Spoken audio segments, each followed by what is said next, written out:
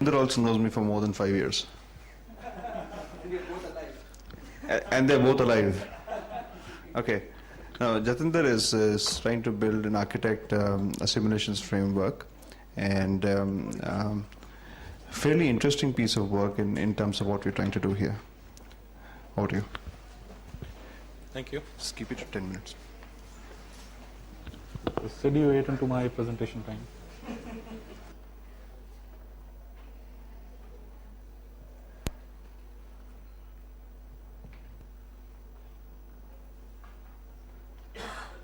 Good afternoon, everyone. So I'll quickly jump and pose a question. Enterprise simulations, enterprise sims, big deal. Simulation are simulations. What's so special about enterprise simulations? So just a quick raise of hands. How many of you have ever developed simulations or ever developed games or ever have been kind of participant into that process? Raise hands. Okay. Quickly name the game or name the simulation. Just 3 words. Yep. One by one. Loudly. Anybody else? BioWorld, Medical simulations. Anybody else? Okay, still developing. Banking simulation. Okay. So the question is,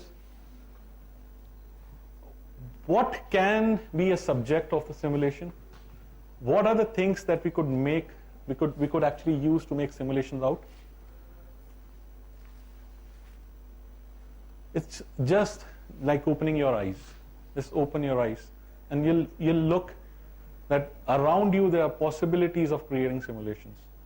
It could be as simple as how to operate this projector, or how to operate a camera, or how to even sell something to a customer. Everything can become a subject of simulation. The only thing is just to realize that. Now, traditionally, simulations they've been faced by a couple of challenges. One, it's very costly. Somebody pointed out there, they're very costly. Yes, they are costly to produce. Okay. Second, they take time to develop. It's difficult to create. The expertise required to develop such kind of games and simulations is not very common. It takes effort, it takes skills to develop such kind of simulations. And further, the subject matter expertise required from the person who is paying for building the simulation is also scarce. So these are the challenges. So, but just for a moment, let's just close our eyes and think about the fact that we have the liberty to cross all those challenges, and if we have liberty to create simulations, won't simulation be the best way to teach and learn? Why would I pick up a manual and learn how to operate this projector? Or why would I pick up a book to learn something when if there would be a feasibility for me to just interact with something virtual, interact with something, learn through gaining experience, learn by the means of experience? Won't that be the best way of learning? Yes, definitely. I think everybody would agree with that particular fact. Yes, definitely. So that's what the challenge is. If we are able to look forward, if we are able to open our eyes and see if can we extend our simulations across the corporate. So when I talk about enterprise simulations, I'm talking about the corporates, the businesses. Can they be used to spread across businesses? Can they be used to teach things that we do in our businesses? Can they do even the trivial most tasks, help us learn do those trivial most tasks? Yes, that's possible. So now the question is, what is the definition of an enterprise simulation? So I went across and just kind of created a simile out of the enterprise application. Everybody knows enterprise application is pretty common. Microsoft has got a framework to explain, and they provide a framework to build enterprise applications. And this is what they define as the core constituents of an enterprise application. They are complex, they are scalable, they are distributed, they are component-based, and they are mission-critical. At this point of time, I'm not going to compare the enterprise simulation to enterprise application, and we just see across as I move forward through my slides. Does this make sense in terms of enterprise simulations as well? So the way I'm going to discuss what a simulation or an enterprise simulation could be, I'll just take a simple example. Okay, so let's take. So you mentioned banking. Let's take the banking scenario and move the slides forward based on that.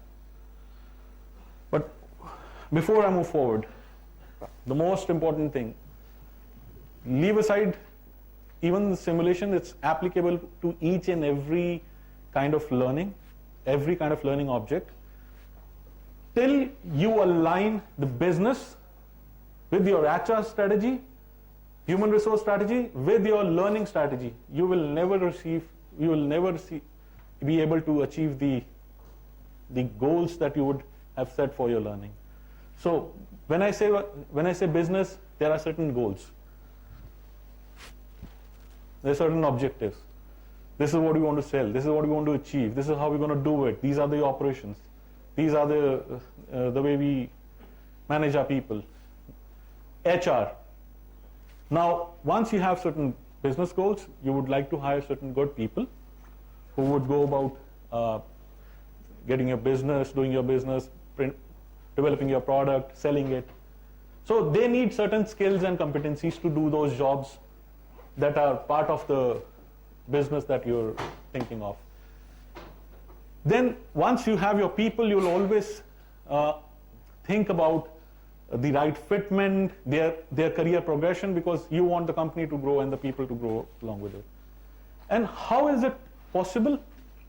It's possible by having a learning organization where learning is actually parallel to the HR operation, where there is a one-to-one mapping. So it's not one-to-one mapping between business, HR, and learning. It's across. It's learning to HR, HR to business, business to learning, so on and so forth. So until unless all three functions of yours are aligned, you won't achieve the kind of results that you would desire, and that goes for the simulations as well.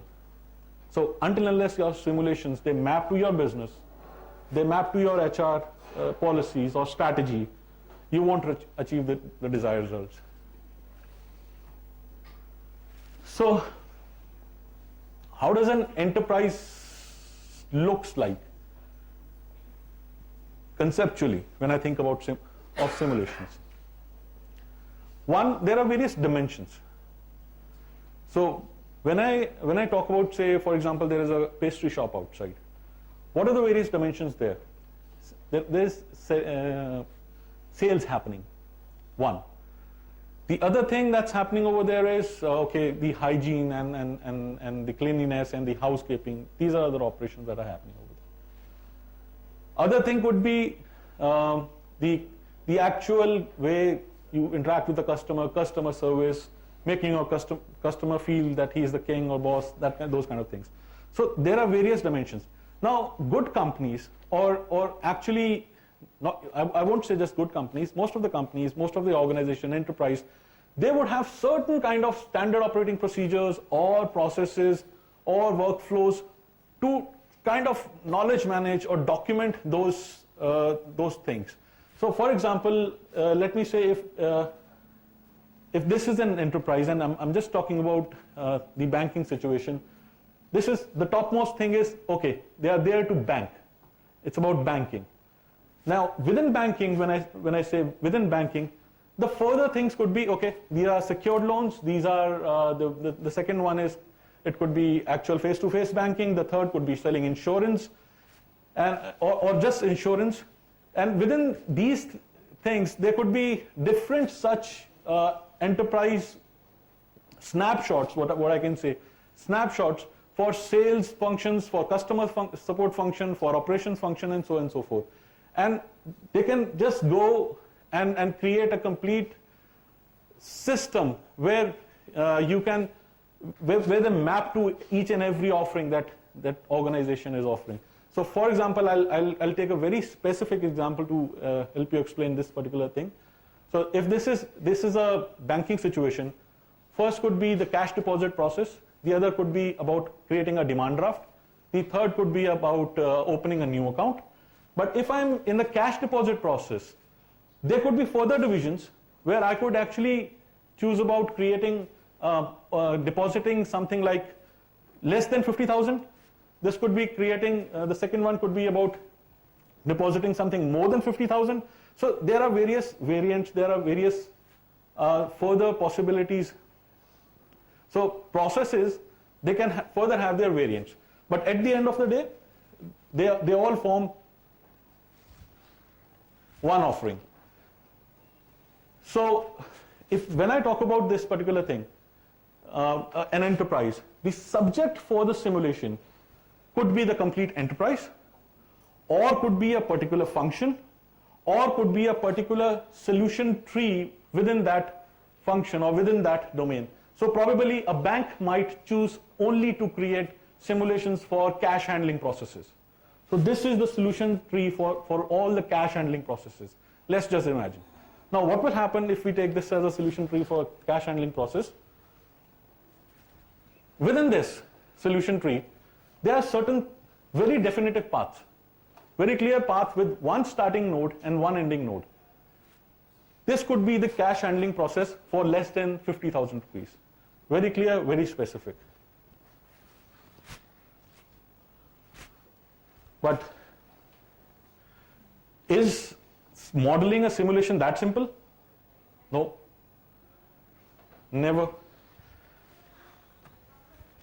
Why? The reason being, one, the steps involved, in the processes or in the SOPs or in the workflow steps or whatever you have model on, they are pretty complex. The environment that you will create on that first particular node itself will be so complex that it will eat up all the effort, all the energy that will be involved. That's part one. The second thing, usually it never happens the way it's planned. The SOP is defined. The SOP defines the customer walks in, you take the money, you stamp the bill, you put the cash in the drawer, close the drawer, say bye to the customer, okay. It never happens. The customer might come in with a soiled note or a torn note or something. We might not have change. There might be deviations at any given step in the process. And these deviations, they are where the beauty of life, the actual reality of life comes into the simulation. This is where, as a game designer or a simulation designer, you can actually play around and create things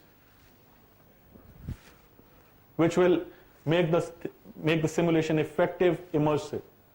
So, for example, what you can do, you can actually create multiple such deviations. You can actually create multiple such situations. Do pseudo randomization. Pseudo randomization means controlled randomization. Okay, fine. The customer might come in either happy mood or in a sad mood. So you might have to apply a competency where you will first have to say, okay, sir, I'm sorry about hearing your problem, but let's do our business, that kind of thing. So these deviations are one of the things that can be added to the, which can add to the flavor and the beauty of the simulations. But the other thing is where you can do the best. What are the possibilities? That you can play with the complexity, you can be creative, and you can actually define how you manage the tripartite alignment that we talked about in the first step. So when I say play with the complexity, what's that? Play with the scale. So whether you want a single cash-only deposit process, or you want the complete branch banking process with centers across India, across the world, and they all interacting together, a multiplayer environment, so on and so forth. That's where you put in the flavor. Distribution, how would you distribute your simulation? Which device? How's the access? Can you create multiple dynamic cases because of the deviations that we just talked about, or because of the change in the environments, or because of the change in the processes itself? Can you put in plug and play modules within it? So for example, a single plug and play module could be like a calculator. A calculator could be plugged in a simulator where somebody is selling insurance product as well as somebody is selling a banking product. So there could be a calculator with which the simulation player could actually use on the screen to calculate the interest rate or the loan tenure or something like that. So those kind of things could be put in. Then definitely the media. You can go 3D, you can go 2.5D, you can go 2D. You can actually develop these simulations just text only. You saw one very good example which Clark showed in the last presentation, where there's just text and some rough images. They are still very effective. They're still very effective. So just imagine, can you use the same kind of framework or a structure for delivering simulations via SMSs? Yes, that's possible. Only thing is, how can you be creative? How can you play with the complexity? And definitely manage the tripartite alignment that we talked about. Analytics, they play a vital role. They can even help you in terms of prescriptive and remedial training, performance support, and trying and creating this as an equivalent to the on-job training, OJT. That's it. So I had a very limited time. I could have gone deep into things. Question? In case anybody needs to go through any of those bulleted points, we can talk further offline. Thank you.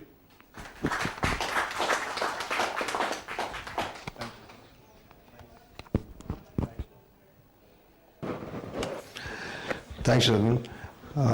Can we have now a person who doesn't know me really very well? We've known each other for the past 3 weeks because of Ajax. Devabrata Bakshi.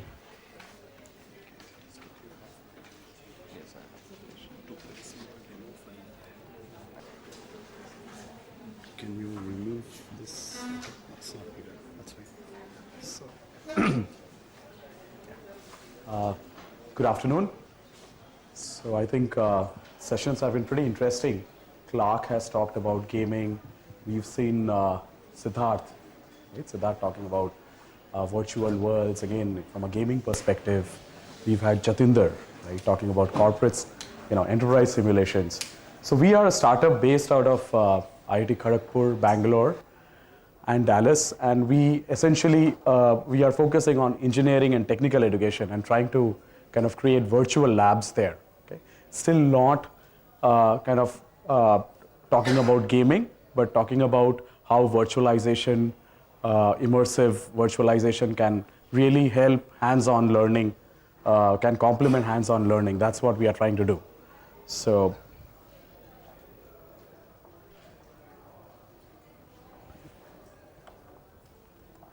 Okay, so just a little bit of, how do we view learning as, right? So typically, how does learning happens? For example, you are listening to me, talk, right? So you learn while somebody is talking, like for example, in a typical classroom setting, right? And for example, you learn while reading books, okay? You learn while watching videos, okay? But most of these learning forms, reading books, hearing me talk, etc., these are mostly what is known as passive learning, okay? Because the moment I step out of this room, you're not going to remember more than 10 to 20% of what I said, okay? Because why? Because you've not been involved in the learning process. You've just been a passive listener or a passive viewer. Similarly is when you read a book, okay? For example, when you read those boring engineering books, you probably don't even remember, 5% of what you read.